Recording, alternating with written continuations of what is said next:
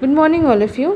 जो हमारा remaining topic रह गया है एजेंट्स ऑफ पॉलिनेशन में कि इंसेक्ट के द्वारा पॉलिनेशन किस तरह से होता है, आज उस हम पूरे टॉपिक को कवर करेंगे ताकि ये पूरा एक टॉपिक हमारा कवर हो सके और नेक्स्ट क्लास में हम आउटब्रीडिंग डिवाइसेस के बारे में पढ़ेंगे।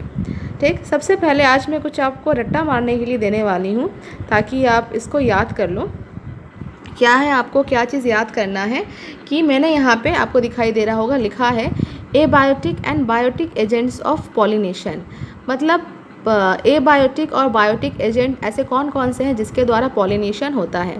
What is the definition of pollination, pollination की डेफिनेशन क्या होती है, प्लीज़ मुझे कमेंट करके बताना। तो सबसे पहले मैंने यहाँ पे कुछ एजेंट के नाम लिखे हुए हैं और साथ ही साथ कुछ के आगे मैंने स्टार को लगाया हुआ है।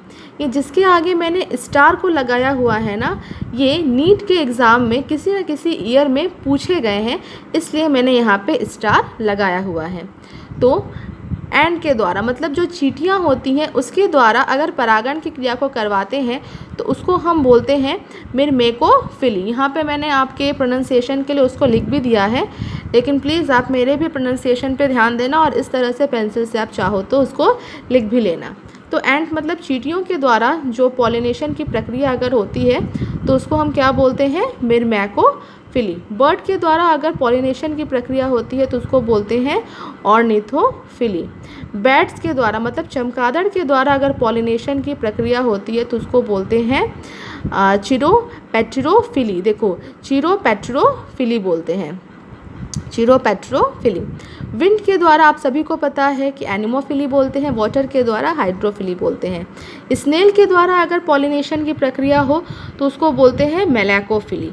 इंसेक्ट के द्वारा अगर पॉलिनेशन की प्रक्रिया हो तो उसको बोलते हैं एंटोमोफिली।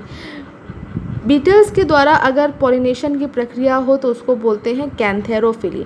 फ्लाइज के द्वारा अगर हो तो उसको बोलते हैं मायोफिली। वेब्स के द्वारा अगर हो तो उसको बोलते हैं स्फैकोफिली। अगर बीज के द्वारा हो तो उसको बोलते हैं मेलाइटोफिली। बटरफ्लाइज के द्वारा अगर हो तो उसको बोलते हैं साइकोफिली। मोथ के द्वारा अगर पॉलिनेशन की प्रक्रिया हो तो उसको बोलते हैं फेलेनोफिली। रोडेंट के द्वारा अगर हो तो उसको बोलते हैं स्मिंथोफिली। इसमें से इम्पॉर्टेंट कौन सा है, चींटियों के द्वारा, बीटल्स के द्वारा, बीज के द्वारा और रोडेंट के द्वारा, ये एग्ज़ाम में पूछे गए हैं। और आपको याद रहेंगे कि बर्ड्स के द्वारा जो पॉलिनेशन की प्रक्रिया ऑर्निथोफिली, ठीक है। बैट मतलब चमगादड़, ये चमगादड़ के द्वारा ही पॉलिनेशन की प्रक्रिया बहुत ज़्यादा करवाई जाती है बायोटिक एजेंट्स के अंतर्गत। ये सब क्या है, ये सब जीवित ऑर्गेनिज्म है ना, इसलिए हम इसको बोलते हैं बायोटिक एजेंट। अगर किसी जीवित प्राणी के द्वारा परागण पॉलिनेशन की प्रक्रिया करवाई जाती है तो उसको हम बोलते हैं बायोटिक एजेंट ऑफ पॉलिनेशन। अब इनको जब ये पॉलिनेशन करवाते हैं तो इनको कुछ फ्लोरल रिवॉर्ड मिलते हैं, ठीक है। हमको अगर आप पढ़ाई किस लिए करते हो, क्योंकि आपको भी उसके लिए एक रिवॉर्ड मिलता है। क्या रिवॉर्ड मिलता है कि आप अगर अच्छे से पढ़ाई करते हो तो आप अपने तो क्लास में आप अपना एक पोजीशन स्थापित करते हो जिससे कि आपका नाम होता है और सभी लोग आपको पहचानते हैं, प्लस आप पर एक प्राउड फील करते हैं। आपके पेरेंट्स आपके रिस्पेक्ट करते हैं, आपके टीचर्स, आपके फ्रेंड्स आपकी रिस्पेक्ट करते हैं और साथ ही साथ में आपको एक पहचान मिलती है, आपको लोग पहचानने लगते हैं और आपको खुद भी काफ़ी अच्छा लगता है। उसके बाद आप अपने लाइफ में एक तरह से जो भी आपका एम्बिशन है उसके थोड़े से पास आप पहुंचते हो। तो ये कुछ बातें हैं, मतलब कुछ ऐसे रिवॉर्ड्स हैं जिसको पाने के लिए आप अपनी रेगुलर स्टडी को जारी रखते हो। लेकिन अगर आप अपने लाइफ में कुछ भी नहीं करना चाहते हो, मतलब बस जैसा चल रहा है चलने दो, या आपको अपने लाइफ से कुछ मतलब ही नहीं है, तो आप पढ़ाई बिल्कुल नहीं करोगे। आप आप उसको पूरी तरह से छोड़ दोगे। क्यों? क्योंकि आपको किसी भी तरह के रिवॉर्ड से कुछ मतलब ही नहीं होगा। तो उसी तरह से यहाँ पे जो बायोटिक एजेंट्स होते हैं उनको भी कुछ फ्लोरल रिवॉर्ड्स मिलते हैं, मतलब फूल के द्वारा उनको कुछ उपहार दिए जाते हैं। वो कौन से हैं? पॉलन ग्रेन और नेक्टर। जो पॉलन ग्रेन और नेक्टर होता है वो न्यूट्रिशियस प्रोडक्ट होते हैं। मैंने आपको बताया था जो पॉलन ग्रेन होते हैं उनको एज ए फूड सप्लीमेंट प्रयोग में लाया जाता है, और नेक्टर मतलब मकरंद। मकरंद भी क्या होता है? बहुत अच्छा एक न्यूट्रिशियस प्रोडक्ट होता है। जिसको कि ये सारे ऑर्गेनिज्म अपने भोजन के उपयोग में इसका प्रयोग करते हैं।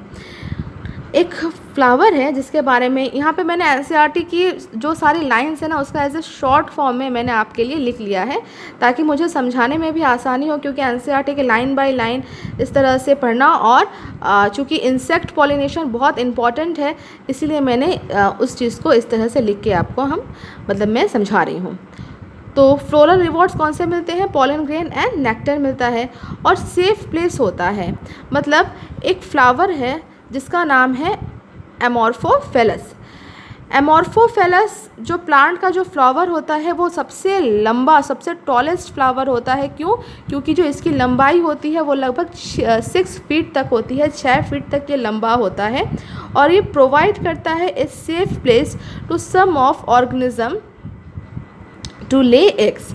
मतलब ये इतना बड़ा ये फ्लावर होता है एमोर्फोफेलस का, सबसे टॉलेस्ट फ्लावर होता है, लगभग 6 फीट का होता है और इसके फ्लावर के अंदर कुछ ऑर्गेनिज्म क्या करते हैं, अपने अंडों को सेफली रखते हैं, इसलिए ये सेफ प्लेस प्रोवाइड करता है। तो ये एक तरह से फ्लोरल रिवॉर्ड्स ही हुआ ना, फूल के द्वारा एक उपहार दिया जा रहा है ऑर्गेनिज्म को। इस तरह से कुछ संबंध देखने को मिलता है युक्का एंड मोथ में। युक्का एंड मोथ में किस तरह का संबंध देखने को मिलता है? मोथ अपने एक्स को युक्का प्लांट में छुपा देगा, मतलब छुपा देता है। साथ ही पॉलन ग्रेन को भी ओवेरियन लॉक्यूल में पहुंचा देता है। मोथ के एग्स हैच होने के बाद लार्वा डेवलपमेंट एंड फ्लावर की सीड डेवलपमेंट साथ साथ होगी। जो युक्का एंड मोथ प्लांट होते हैं ये करते क्या है? युक्का एक प्लांट है और मोथ क्या है? एक ऑर्गेनिज्म है। मोथ क्या करेगा? अपने अंडों को युक्का के प्लांट में जो ओवेरियन लॉक्यूल होता है उसमें ले जाके उसको छुपा देगा। साथ ही साथ में जो पॉलन ग्रेन होते हैं उनको भी वो ओवेरियन लॉक्यूल में पहुंचा देता है। फिर पॉलन ग्रेन वहाँ से ओवरी के अंदर ओव्यूल में चले जाते हैं और इस तरह से फर्टिलाइजेशन का भी क्रिया हो जाता है और मोथ के एग भी होते हैं वो सेफ रहते हैं।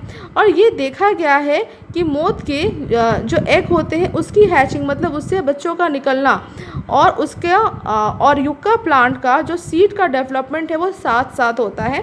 इसलिए युक्का प्लांट एंड मोथ को एक ऑर्गेनिज्म है जो उसको एज ए बेस्ट फ्रेंड माना जाता है।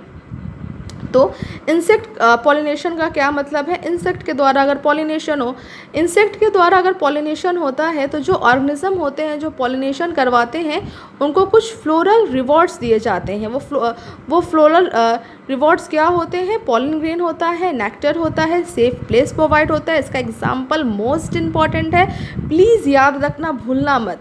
एमोर्फोफेलस टॉलेस्ट फ्लावर है ये एंजियोस्पर्म का, 6 फीट का फ्लावर होता है। सोचो कोई किसी ने किसी को 6 फीट का फ्लावर गिफ्ट कर दिया तो बहुत बड़ी बात हो जाएगी। मैंने तो कभी देखा नहीं है, आप लोग देख सकते हो गूगल पे एमोर्फोफेलस का जो फ्लावर होता है, प्लीज़ देखना ज़रूर। मैं भी आपको पढ़ाने के बाद ज़रूर देखूँगी इसका फ्लावर ना, तो आप लोग भी देखना। युक्का एंड मोथ, तो युक्का एंड मतलब युक्का प्लांट एंड जो मोथ होता है वो आपस में ऐसे बेस्ट फ्रेंड होते हैं और ये क्या करते हैं, ये एक दूसरे को मतलब एक दूसरे की ये हेल्प करते हैं। युक्का प्लांट जो मोथ के एक्स होते हैं उनको अपने ओवेरियन लॉक्यूल में बिल्कुल सेफली रखता है और जो पॉलन ग्रेन होते हैं वो मोथ के द्वारा उसके ओवेरियन लॉक्यूल में पहुँचा दिए जाते हैं, जिससे क्या होता है, फर्टिलाइजेशन का प्रोसेस हो जाता है। तो ये था pollination with the help of insect.